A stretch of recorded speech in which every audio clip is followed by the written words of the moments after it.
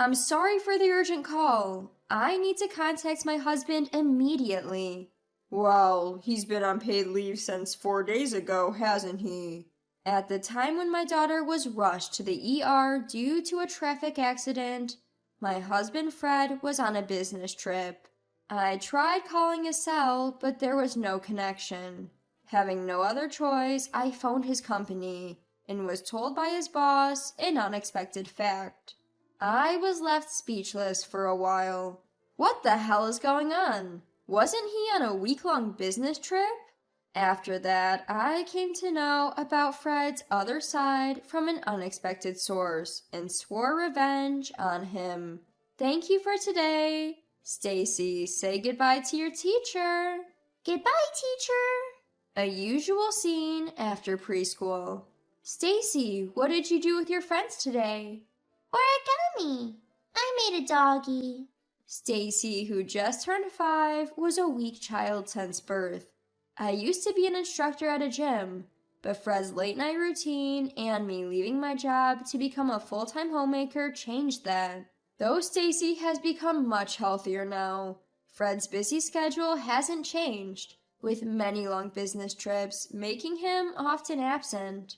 Still, on his days off, he helps with housework and plays with Stacy. Fred is working hard for us. I have to protect Stacy. Mommy, look! There are flowers blooming. Stacy spotted a red flower blooming by the roadside, let go of my hand, and walked ahead. Mommy, look! Here! Watch out! What flew into my sight was a car rushing towards Stacy at a terrifying speed. At the same time, the air was torn apart by the sound of brakes. Stacy! For a moment, I didn't understand what happened. No, I might just not have wanted to understand. Stacy! Stacy! Call an ambulance! While holding her limp, small body, I somehow managed to take out my smartphone, but my hands were trembling so much that I couldn't dial. While I was doing that, a passerby who noticed the accident helped me. Without knowing how much time had passed, Stacy and I were transported by the ambulance that arrived. At the hospital, Stacy was taken to the treatment room. I was told to wait in the lobby, but I couldn't sit quietly, and as I was pacing near the entrance, I made a call. Of course, the person I was trying to reach was Fred, who had been on a business trip since 4 days ago. But I couldn't get through. Why isn't he picking up? I yelled in frustration, but feeling the gazes of people around, I hurriedly closed my mouth. I took a few deep breaths. Calm down, it's not the first time I couldn't reach him during his business trips. I was calling Fred's personal cell. I had thought it was understandable that he couldn't answer it during work, but now I regretted not asking for his work contact number. That's it. I'll contact Fred's company. Then they can reach out to Fred. If it's his work cell, Fred should answer immediately. With that thought, I immediately called Fred's company and explained the situation, and Fred's boss promptly answered. I'm sorry for the sudden call. I need to get in touch with my husband urgently. He's been on paid leave for a week starting from 4 days ago, hasn't he? Wait, what? Paid leave? A week? Hello, Mrs.? Are you okay? Yes, thank you. Excuse me. I ended the call in a daze. My husband Fred had indeed said that he was going on a business trip, yet the company claims that he's taking time off. Then where in the world is Fred? My mind was whirling with a variety of things, but I couldn't manage to organize my thoughts.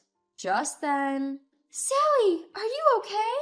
When I turned around at the sound of my name, I could see my friend Carol running toward me. Carol is a mom I met at the preschool that Stacy attends. From the time we met, we got along strangely well, and now we're as close as we've been friends since our student days. I heard about the accident at preschool. How's Stacy? She's undergoing treatment now. I was trying to get in touch with Fred. Oh, right. Is Fred coming over here? That's the thing. Mrs. Johnson, are you over here? When I was called again and turned around, this time it was a nurse rushing over to me. I felt a chill run down my spine. As I looked at the nurse in desperation, she smiled at me. Stacy's treatment is over. She's going to be fine now. Really? When I went to the hospital room, Stacy was on the bed, breathing steadily in her sleep. I was told by the doctor that she's now sleeping due to the medication, but she'll wake up soon. And I kept saying thank you over and over. Before I knew it, it was dark outside, and only the sleeping Stacy, Carol, and I were left in the quiet hospital room. Carol, thank you so much for coming. No need to thank me. More importantly, when is Fred supposed to be here? Carol, I have a favor to ask. What's the matter? You're so serious. Actually, I can't get in touch with Fred. He told me he was on a business trip, but it seems like he was lying. I don't know where he is now, so I want you to find him for me. I can't leave Stacy's side. Understood. I'll take care of it. Don't worry, leave it to me. Thank you, Carol. Of course, I'll make sure to thank you properly. Carol's firm and cheerful words were a huge relief, and I was finally able to smile a little. I was able to get in touch with Fred 3 days after the accident. Here's a souvenir from the business trip. My husband, still in his suit, nonchalantly offered me some sweets. During that time, of course, I had been trying to contact Fred constantly, but his phone was always unavailable. By the time Fred returned, Stacy had already been discharged and we were back home. I watched Fred, who was pretending to be busy with statements like, "The business trip was tough," and "I was super busy," with cold feelings. Why didn't you answer your phone or emails? I was trying to reach you the whole time. "That's because I was super busy." But you could have at least replied. I texted you that Stacy had been in an accident. "I forgot to check my personal phone. I'm really sorry. Sally, you must be tired from taking care of Stacy. I'll look after her now, so you can rest." Fred quickly said this and went off to the next room where Stacy was playing. I know everything, Fred. Carol gave me tips on how to check Fred's phone and to contact his workplace to inquire about his past days off. I was wondering whether I should take action, but I thought that if there was a misunderstanding, it would be better to clear it up. So I decided to look into Fred's affairs. He used to say that he was working overtime when he came home late at night, but according to his boss, they've hardly been working overtime due to the work reform. There are hardly any business trips either. And then, with Fred's phone messages, it's clear as day. The contact name was innocuous enough as Mr. Mason, but the content of the messages could only be interpreted as him having an affair. "I can't wait to see you," and "I wish I had met you first." The messages were full of cliched and thoughtless phrases. With a feeling of nausea, I transferred these messages as evidence to my phone. After I had done everything, what welled up inside me was more anger than sadness. So everything about Fred was a lie. All the good father and husband acts were just a performance to allow him to do whatever he pleased. I won't forgive him. I absolutely won't. I firmly resolved. A month after the accident, Stacy recovered completely without any after effects. Around the same time, Fred announced that he was going on another business trip. Watching Fred leave excitedly, I immediately called Carol. This business trip is to a seaside town about an hour's drive away from downtown. Of course, to me, Fred said as usual, "I'm going to inspect a factory by the seaside." But I'm not fooled this time. I rode in Carol's car and arrived at a charming inn. Sally, this is the inn. I got a message that he checked in after noon. I suppose he's having a great time right now. Are you okay?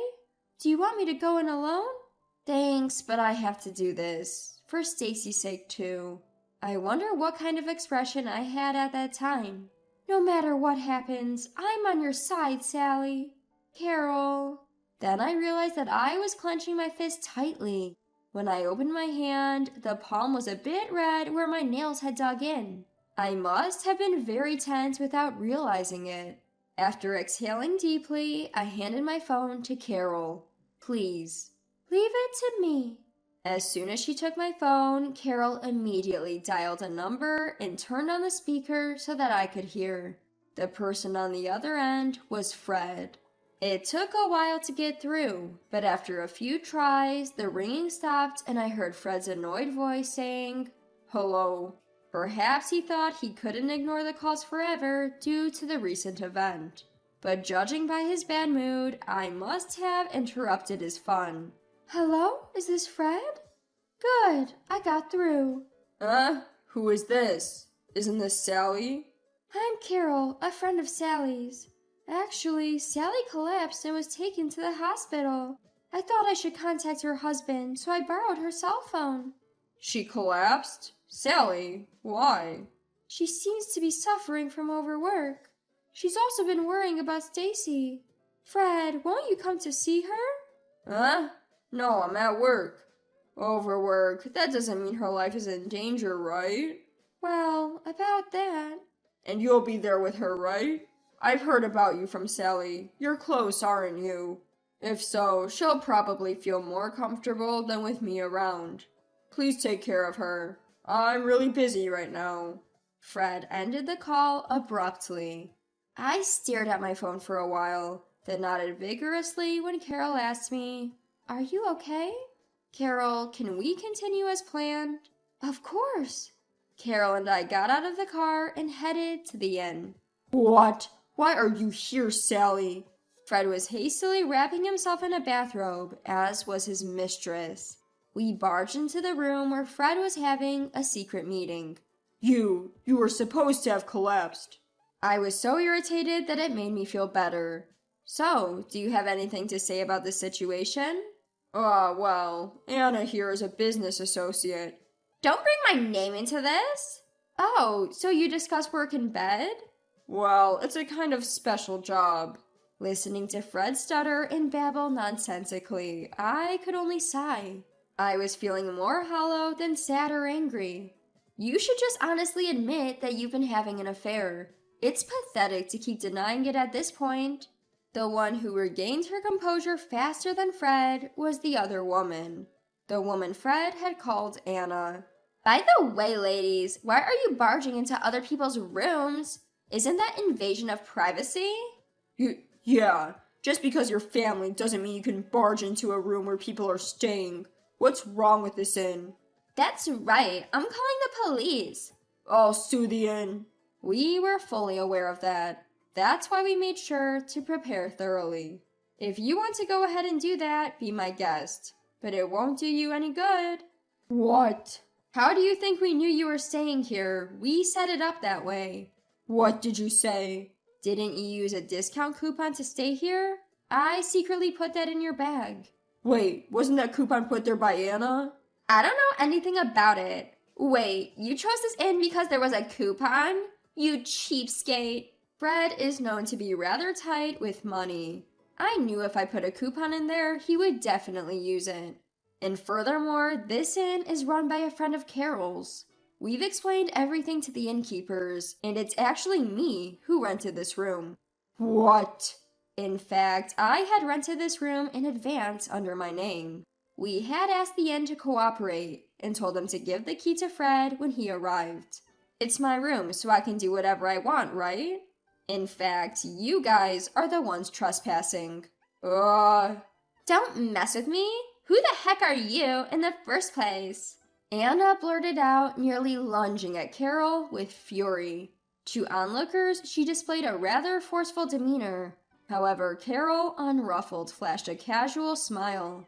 Her profession has likely accustomed her to such scenarios. I'm a detective. A detective? You didn't happen to investigate my affair, did you? Well, who knows? Are you enjoying cornering people? I didn't know you were such a cruel person. If you had expressed concern about me on the phone earlier, I thought maybe there was still a chance we could make things right. His face turned pale, and he fell silent while I stared at him, now seeming like a stranger to me. I thought there might be a chance for us to make things right for Stacy's sake, but it seems impossible. Please, let's get a divorce. Divorce? Wait. I don't intend to agree to a divorce. What you think doesn't matter.